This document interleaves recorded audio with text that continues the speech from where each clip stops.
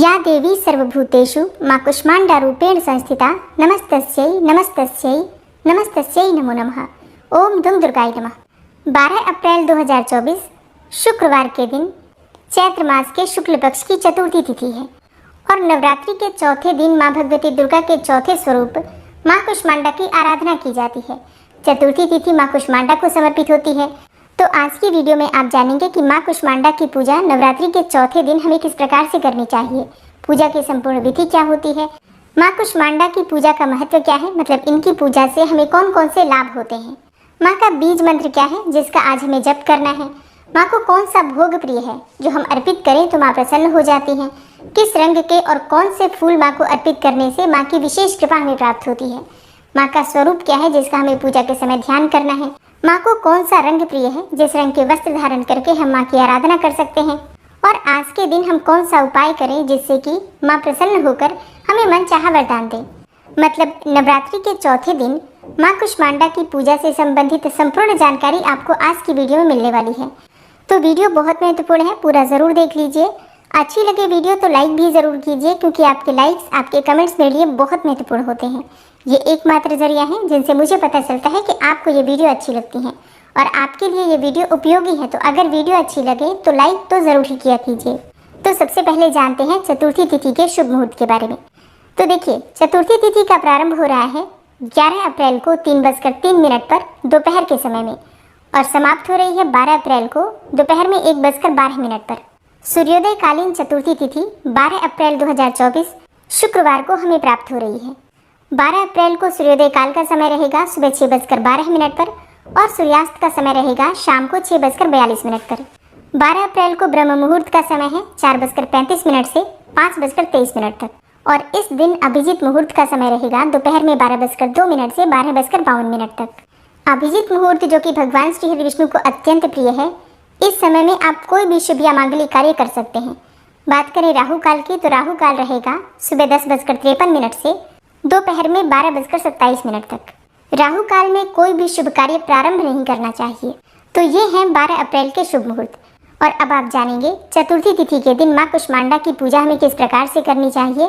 तो सुबह जल्दी उठ जाइए, नित्य कर्मों से निवृत्त होकर स्नान कर लीजिए और स्नान करने के बाद साफ स्वच्छ वस्त्र धारण कर लीजिए। आज कौन से रंग के वस्त्र हमें धारण करने चाहिए? देखिए, मां कुष्मांडा को प्रिय है नारंगी और हरा रंग। इनमें से कोई भी रंग धारण करके आप मां की पूजा आराधना कर सकते हैं। और शुद्ध वस्त्र धारण करने के बाद सबसे पहले भगवान सूर्यदेव को जल अर्पित कीजिए। उसके बाद अपने घर के मंदिर में आकर जहाँ पर आपने चौकी स्थापित की है या फिर जहाँ पर माँ की आप पूजा कर रहे हैं, वहाँ पर आकर सभी देवी देवताओं को प्रणाम कीजिए। फिर उसके बाद शुद्ध आसन डालकर चौकी के पास बैठ जाइए। अब जो भी सामग्री आपने चौकी के पास माँ की पूजा से संबंधित रखी हुई है, सबका शुद्धिकरण कर लीजिए। तो शुद्धिकरण करने के लिए आप चाहें तो गंगा जल भी ले सकते हैं या फिर शुद्ध जल में भी आप माँ का ध्यान करते हुए और उसी जल से आप अपना शुद्धिकरण कर सकते हैं, सामग्रियों का शुद्धिकरण कर सकते हैं। आसपास पूजा स्थल पर चारों तरफ जल का छिड़काव करके स्थान का और खुद का पवित्रीकरण कर लीजिए। इसके बाद अपने सामने शुद्ध घी का एक दीपक प्रज्वलित कीजिए और अब आपकी पूजा प्रारंभ हो जाती है। तो सबसे पहले भगवान गणेश की पूजा आपको करना है। भगवान गणपति के मंत्रों का जप करते हुए ओम गंगणपतये नमः, ओम गंगणपतये नमः इस प्रकार से मंत्र जप करते हुए भगवान गणेश का पंचोपचार विधि से पूजा कर लीजिए। अब भगवान गणपति की पूजा के बाद आपको कलश की पूजा करना है। कलश की पूजा में कौन सा मंत्र जपना चाहिए?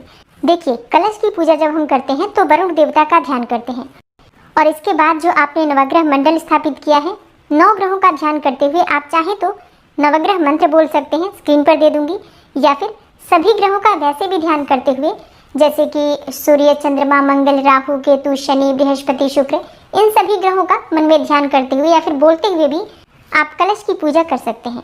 और हाँ, इसके बाद जैसे कि आपने ज्वारे बो रखे हैं तो ज्वारों के लिए आपको मंत्र बोलना है, जयंती मंगला काली भद्रकाली कपालिनी दुर्गा क्षमा शिवा धात्री स्वाहा स्वधा नमोस्तुते। और फिर सबकी पूजा करने के बाद आपको माँ दुर्गा की पूजा करनी है। तो आज माँ कुष्मांडा की पूजा हम करेंगे, तो माँ कुष्मांडा का ध्यान कीजिए। अपने हाथ में अक्षत और पुष्प ले लीजिए और माँ कुष्मांडा का ध्यान करते हुए आपको इस मंत्र का जप करना है। या देवी सर्वभूतेषु मां कुष्मांडा रूपेण संस्थिता नमस्तस्यै नमस्तस्यै नमस्तस्यै नमो नमः। मां कुष्मांडा का बीज मंत्र है ऐं ह्रीं देव्यै नमः। इस मंत्र का आप चाहे तो जप कर सकते हैं या फिर ओम कुष्मांडा देव्यै नमः इस मंत्र का भी जप कर सकते हैं।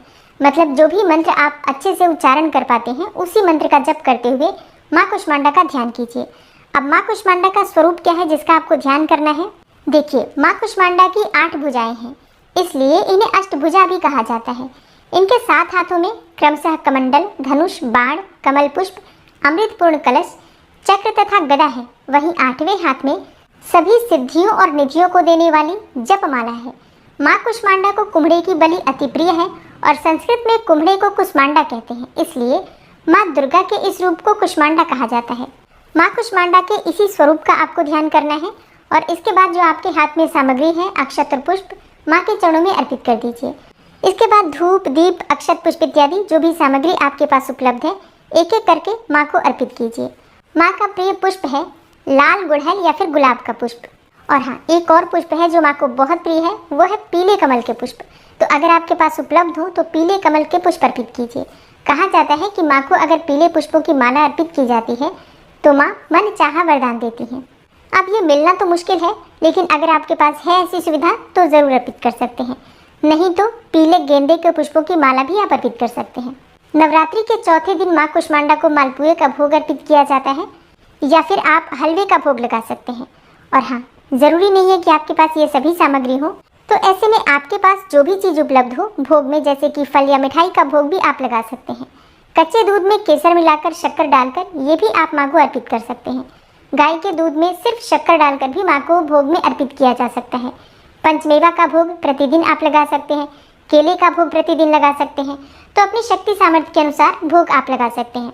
तो अपनी शक्ति, अपने सामर्थ्य के अनुसार माँ की पूजा आराधना कीजिए और इसके बाद उनके मंत्रों का यथासंभव 11 बार, 21 बार या 108 बार जप कर सकते हैं। और इसके बाद आप अपनी इच्छा के अनुसार किसी भी मंत्र का जप कर सकते हैं। पूजा पूर्ण करने के बाद माँ की कपूर और लौंग जलाकर आरती कर लीजिए। अब आपकी पूजा पूर्ण होने के बाद आपको क्षमा प्रार्थना जरूर करना है। प्रतिदिन की पूजा में क्षमा प्रार्थना करना अत्यंत आवश्यक है। और अब जैसे कि एक प्रश्न आया है कि हम भोग जो लगाते हैं माँ को सुबह के समय, कब उठाएं? क्या शाम को उठाएं? देखिए, जब आपकी पूजा पूर्ण हो जाती है, सुबह की पूजा, उसके थोड़े समय बाद आप भोग वहाँ से हटा सकते हैं। जैसे कि 10-15 मिनट या आधे घंटे बाद भी आप भोग हटा सकते हैं। और हाँ, माँ को जो भी भोग अर्पित किया जाता है उसे प्रसाद स्वरूप मिलकर परिवार के सभी सदस्य ग्रहण कर सकते हैं।